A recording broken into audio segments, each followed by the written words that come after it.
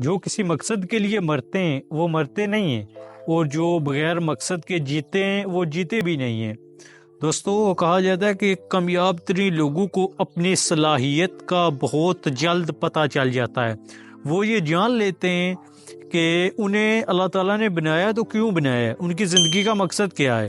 اللہ تعالیٰ انہیں خود شناسی عطا فرما دیتا ہے، جسے سیلف ایکچولائزیشن بھی کہتے ہیں۔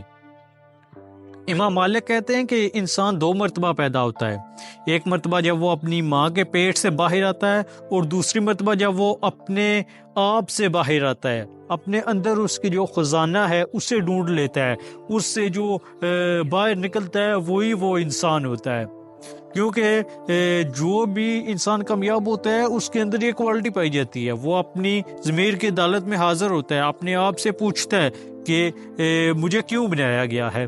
زندگی میں جو بھی کامیاب ہوتا ہے اس کے لیے مقصد بہت ضروری ہے، نہیں تو پھر وہی بات آ جاتی ہے کہ صبح ہوتی ہے شام ہوتی ہے، عمر یوں ہی تمام ہوتی ہے۔ ایسے لوگوں کی عمریں تمام ہو جاتی ہیں جن کے پاس کوئی مقصد نہیں ہوتا، وہ جیتے بھی تو مرتے ہی رہتے ہیں۔ وہ کہتے ہیں نا کہ سقراط زہر کا پیالہ اگر نہ پیتا تو مر جاتا، اس نے پیا تھا لیکن وہ پینے کے بعد زندہ ہو گیا۔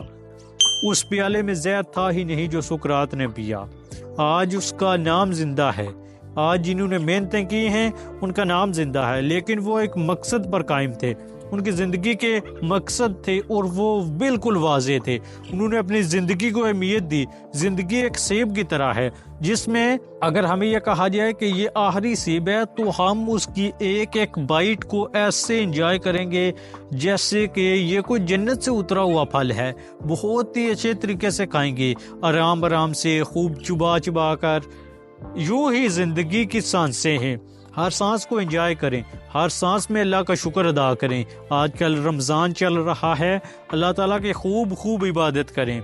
ہمیں بھی اپنی دعاؤں میں یاد رکھیں۔ آپ سے اجازت چاہتے ہیں، آپ کے مشکور ہیں، آپ ہماری ویڈیوز دیکھتے ہیں، لائک کرتے ہیں، آپ کے تہ دل سے ممنون ہیں، بہت شکریہ آپ کا۔ انشاءاللہ اگلی ویڈیو میں آپ سے ملاقات ہوگی۔